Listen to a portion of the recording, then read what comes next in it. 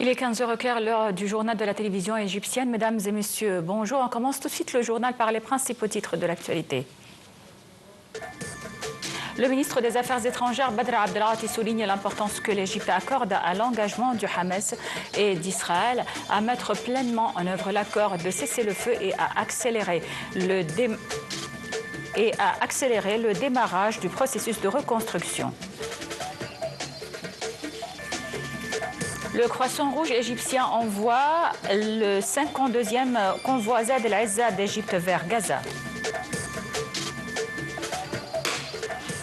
Le ministre des Finances affirme que la décision de Standard & Poor's de relever la note de crédit de l'Égypte de B- à B À la une de l'actualité, le ministre des Affaires étrangères Badr Abdelghati a souligné l'importance que l'Égypte accorde à l'engagement du Hamas et d'Israël à mettre pleinement en œuvre l'accord de cessez-le-feu et à accélérer le démarrage du processus de reconstruction. Ceci s'est produit lors du premier cycle du dialogue stratégique organisé entre l'Égypte et l'Inde à New Delhi, présidé par Abdelghati et son homologue indien Subramania Jaishankar. Le ministre des Affaires étrangères a exprimé son souhait d'organiser des rencontres bilatérales entre les deux pays, notamment la 8e session du comité mixte égypto-indien au Caire, qu'il a proposé de tenir au premier semestre 2026. Il a également souligné l'importance d'organiser un forum d'affaires en marge de la réunion du comité mixte afin de soutenir la coopération économique entre les deux pays. Il a passé en revue la position égyptienne sur plusieurs questions régionales, notamment l'évolution de la situation au Soudan, en Libye, au Liban et au Yémen. Pour sa part, le ministre indien des Affaires étrangères a souligné l'évolution remarquable des relations bilatérales entre l'Égypte et l'Inde, soulignant la volonté de son pays de développer ses relations dans divers domaines. Le ministre des Affaires étrangères, de l'immigration et des Égyptiens à l'étranger, Dr Badr Abdelghati, a rencontré les membres de la communauté égyptienne à New Delhi. Il a souligné la volonté du ministère d'améliorer et de numériser les services consulaires afin de faciliter les démarches des citoyens à l'étranger. Le ministre a salué le rôle essentiel des communautés égyptiennes dans le soutien à l'économie nationale et a réaffirmé l'engagement de l'État à leur offrir les meilleurs services possibles. Il a également présenté plusieurs initiatives destinées à renforcer les liens entre la diaspora et la patrie, notamment la facilitation de l'acquisition de logements et de terrains, l'importation de voitures, ainsi que la numérisation des examens des enfants d'Égyptiens à l'étranger. Dr Abdelghati a enfin écouté les observations et propositions des membres de la communauté tout en saluant leur contribution au renforcement des relations entre l'Égypte et l'Inde.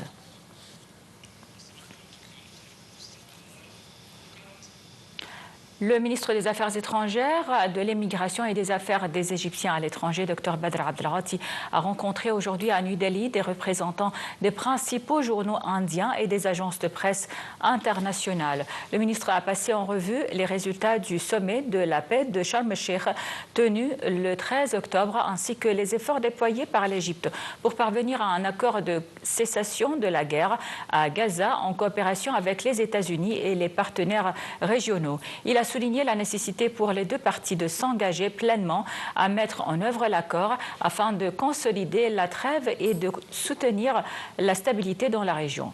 Par ailleurs, Abdelghati a évoqué la coopération bilatérale entre l'Égypte et l'Inde en passant en revue les partenariats existants dans les domaines du commerce, de l'économie, de la cybersécurité, de l'intelligence artificielle, de la transformation numérique et des industries de défense, saluant le développement rapide des relations entre les deux pays.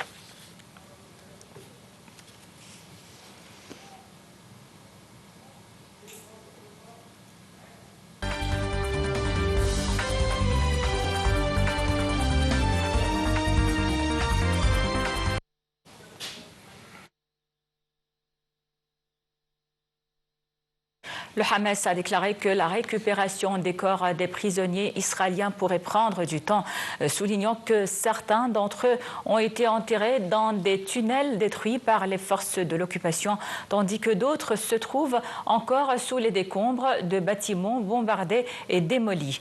Dans un communiqué, le mouvement a réaffirmé son engagement envers l'accord et sa volonté de le mettre en œuvre, ainsi que sa disposition à restituer tous les corps restants. Il a noté que Netanyahou continue de tergiverser et de ne pas remplir ses obligations, entravant ainsi les efforts du Hamas et des organisations humanitaires visant à récupérer les corps restants.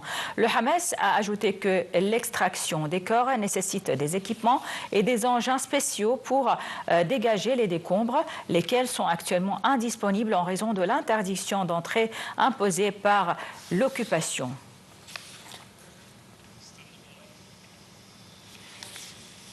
L'envoyé du président américain Donald Trump au Moyen-Orient, Steve Witkoff, a souligné que la phase de transition dans la bande de Gaza devrait inclure un soutien à l'emploi et au secteur de l'éducation. Witkoff a déclaré que la population de Gaza aspire à la paix, à la stabilité et à de meilleures opportunités et à un avenir meilleur pour ses enfants et non aux armes et à la violence. L'envoyé américain a ajouté que les États-Unis s'efforcent de garantir le retour des dépouilles de tous les détenus israéliens dans la bande de Gaza, précisant que les restes des 10 détenus israéliens avaient été retrouvés.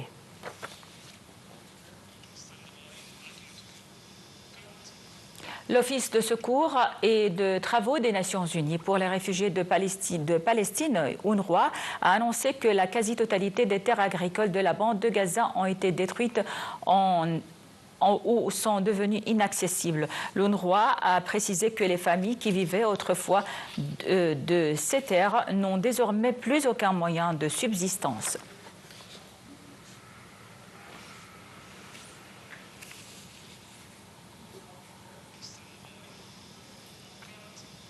Et ce matin, le Croissant Rouge égyptien a envoyé le 52e convoi Zaid al-Izza d'Égypte vers Gaza. Ce convoi comprend des camions transportant une aide humanitaire d'urgence à destination de la bande de Gaza dans le cadre des efforts continus du Croissant Rouge égyptien en tant que mécanisme national de coordination de l'aide à Gaza. Le convoi Zaid al-Izza a acheminé plus de 4000 tonnes d'aide humanitaire d'urgence, dont plus de 1000 tonnes de paniers alimentaires, plus de 700 tonnes de fournitures médicales et de secours essentiels, ainsi que plus de 2300 tonnes de produits pétroliers. Cette aide s'inscrit dans le cadre des efforts déployés par l'Égypte pour fournir une assistance alimentaire et humanitaire à la population de Gaza. Le ministre israélien des Affaires étrangères, Gideon Sa'ar, a déclaré que le côté palestinien du poste frontière de Rafah pourrait rouvrir dimanche prochain, notant que le Hamas tente d'utiliser les détenus comme moyen de pression et qu'il doit appliquer l'accord sans délai. Les forces d'occupation israéliennes ont annoncé hier que le passage de Rafah ne serait pas rouvert à l'aide humanitaire, précisant que les biens destinés à Gaza transiteraient par le point de passage de Karam Abu Salem après avoir été soumis à des inspections de sécurité. Un jeune Palestinien a été tué par les forces d'occupation israéliennes hier soir dans la ville de Qabatia, au sud de Jénine, en Cisjordanie occupée. Les forces d'occupation israéliennes ont pris d'assaut la ville, déployé des soldats dans les rues et arrêté un jeune homme après avoir perquisitionné son domicile. Elles ont également attaqué le camp de réfugiés de Farah, au sud de Tobos.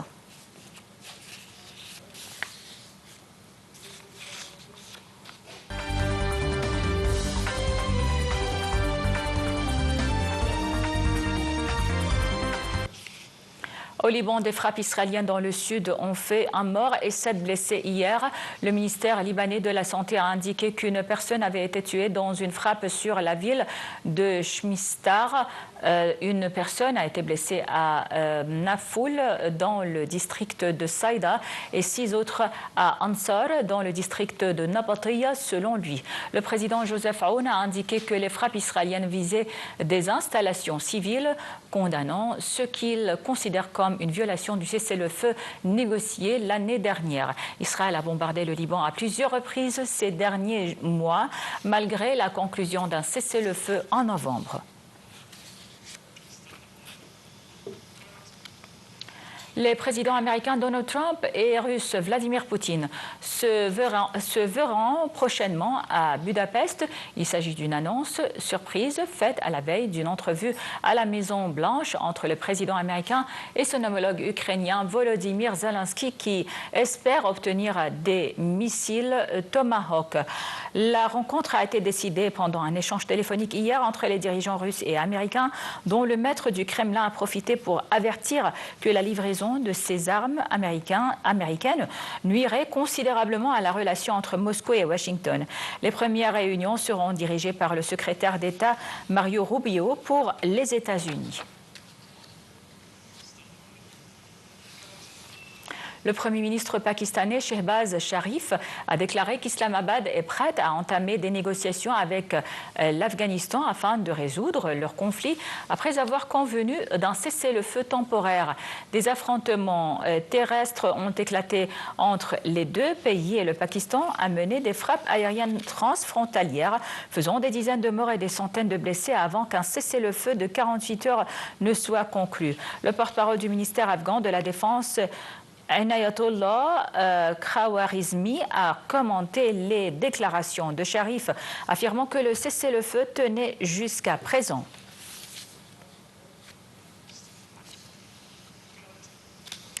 En Ukraine, des coupures de courant ont eu lieu pour le deuxième jour consécutif en raison des dégâts causés par des frappes russes sur les infrastructures du pays. Hier, quelques 84 000 habitants de la partie de la région ukrainienne de Kherson occupée par les forces russes étaient encore privés d'électricité en raison de récents bombardements. La Russie a récemment intensifié ses frappes sur le réseau énergétique ukrainien à l'approche de l'hiver.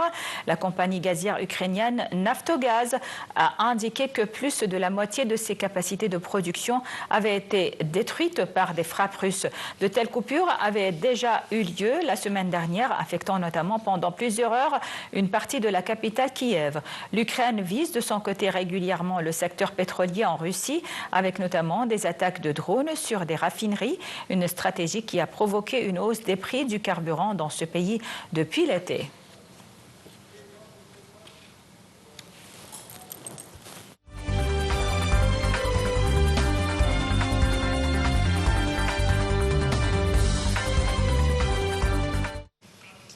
Et sur notre page économique, le ministre des Finances, Ahmed Kojouk, a affirmé que la décision de Standard & Poor's de relever la note de crédit de l'Égypte de B- à B, tout en maintenant une perspective stable, représente un changement significatif dans l'évaluation de l'économie égyptienne. Après 7 années de décisions visant à la maintenir ou à la dégrader, Kojouk a expliqué que cette amélioration reflète une évaluation objective par des institutions internationales neutres de la performance de l'économie diversifiée.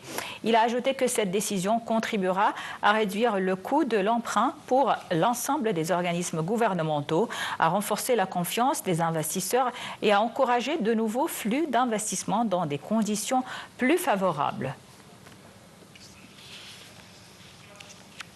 Le ministre du Pétrole et des Ressources minérales, Karim Badawi, a discuté avec le président de l'autorité du canal de Suez, Oussama Rabia, des moyens de coopération pour établir une station de liquéfaction et de stockage de gaz naturel à Port Saïd selon les technologies les plus récentes afin d'alimenter les remorqueurs de l'autorité en gaz naturel liquéfié dans le cadre de la stratégie de transition verte. Badawi a affirmé que le ministère soutient pleinement les projets de l'autorité visant à moderniser le système de navigation et à utiliser des carburants propres conformes aux normes environnementales.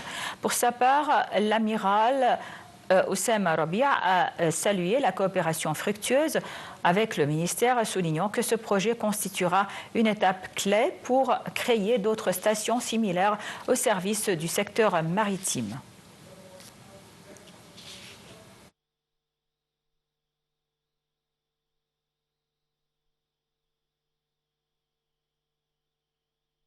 Bon, voilà, c'était donc tout pour le journal. Merci pour votre attention. Passez d'excellents moments sur la télévision égyptienne avec la suite de nos programmes.